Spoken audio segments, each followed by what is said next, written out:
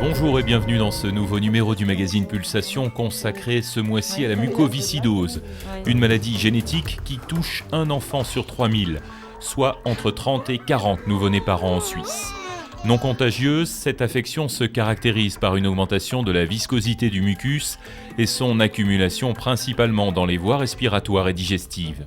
Se manifestant le plus souvent dans la première année de vie par une difficulté à prendre du poids, des diarrhées ou encore une toux fréquente, cette maladie apparaît aussi parfois plus tardivement.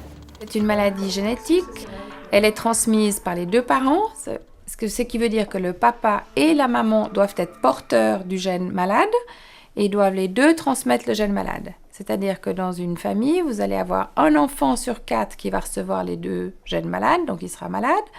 2 enfants sur 4 qui vont recevoir un gène malade et un gène sain, donc ils seront porteurs, et un enfant sur 4 qui va recevoir les deux gènes sains du papa et de la maman.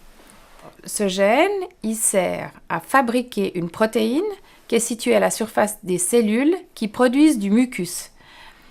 Et cette protéine, elle permet de stabiliser, si vous voulez, les concentrations de sel et de chlore. Quand dans le mucus, il y a trop de sel et trop de chlore parce que cette protéine ne marche pas, le mucus devient épais et stagne dans les bronches ou dans le pancréas. Dans l'enfance, environ 50% des cas sont diagnostiqués suite à la présence de problèmes pulmonaires. Des atteintes du système digestif sont également évocatrices de cette maladie.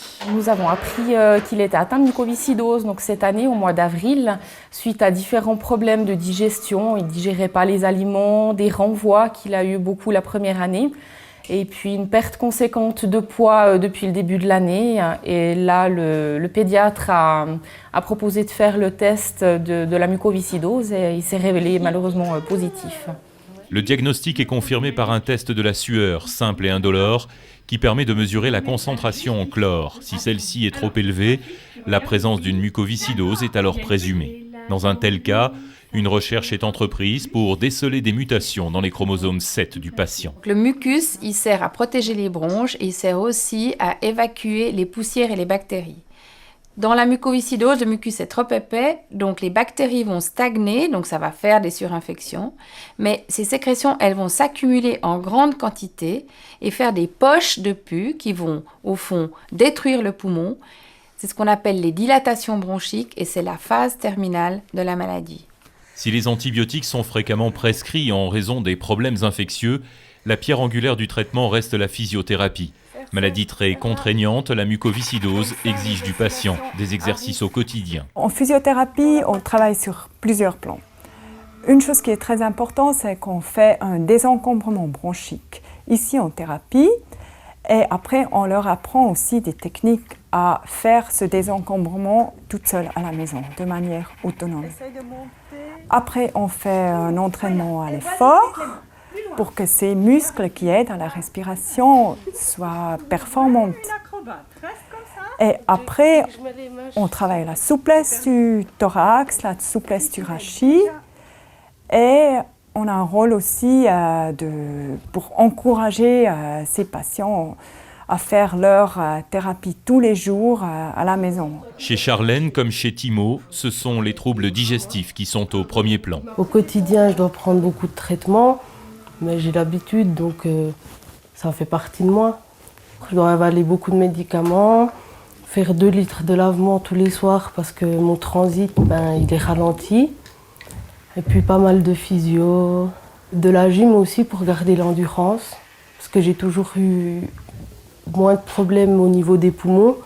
Donc régulièrement, 2 fois par semaine, je vais à la physio pour faire du sport.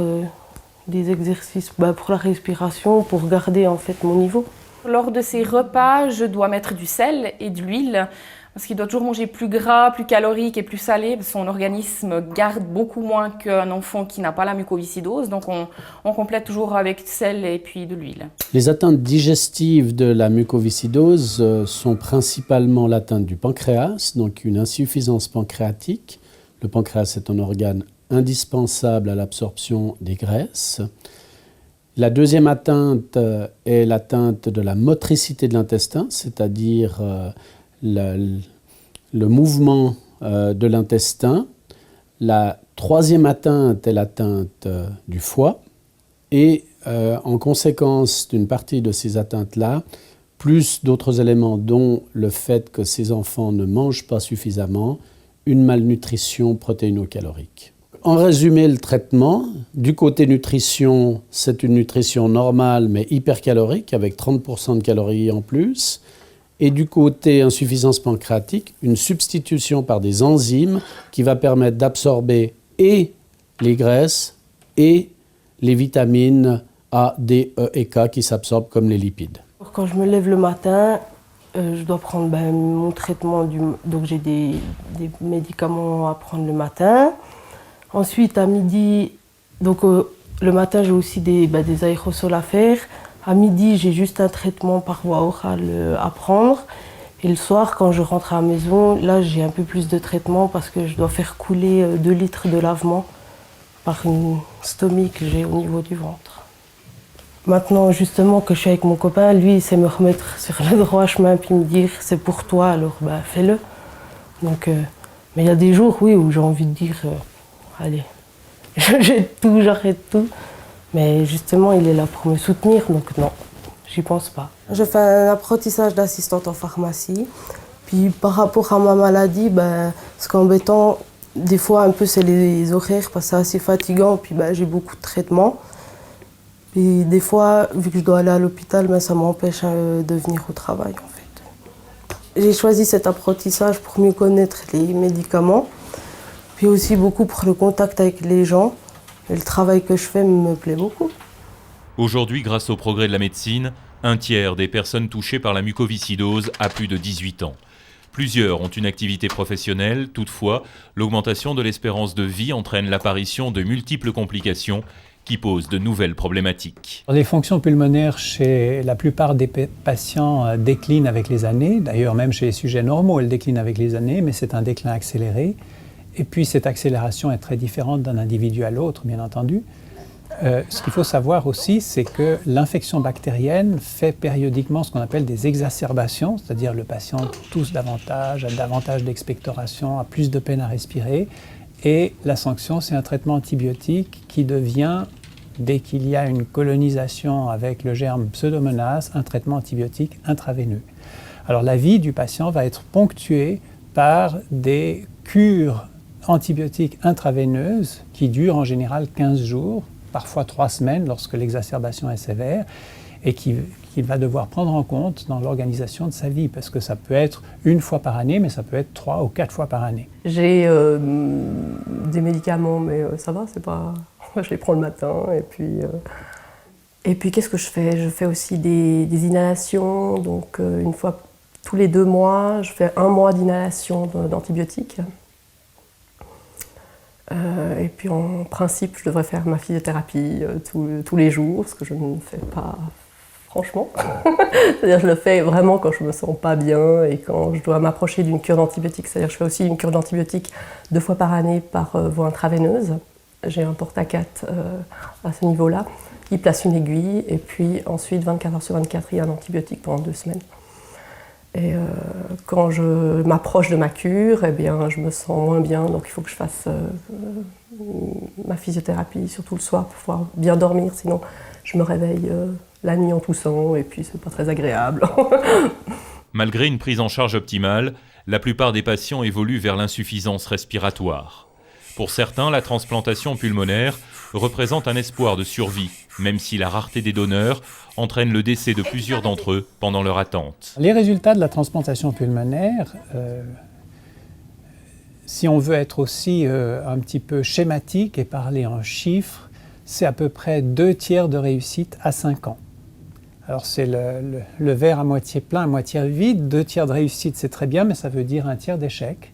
Et c'est pour ça que j'ai parlé de dernier joker, c'est que c'est quand même un traitement grévé d'un taux d'échec qui n'est pas négligeable. C'est pour ça qu'on ne peut pas le faire trop tôt.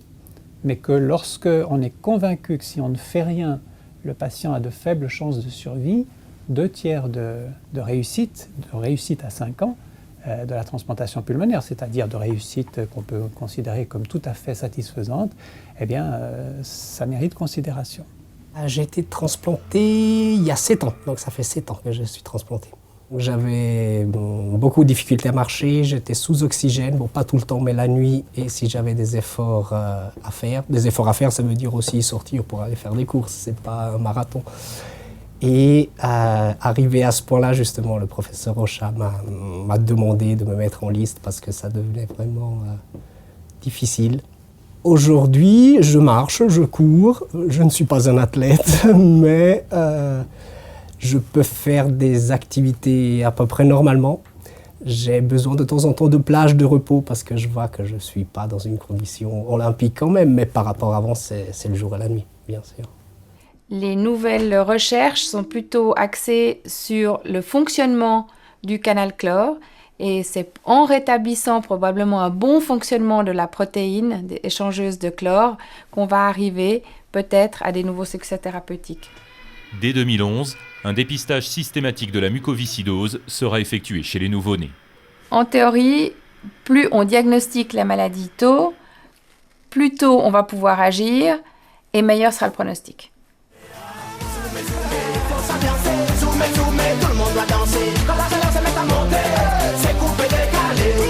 C'est moi qui passe par-dessus la maladie, c'est pas elle qui va me...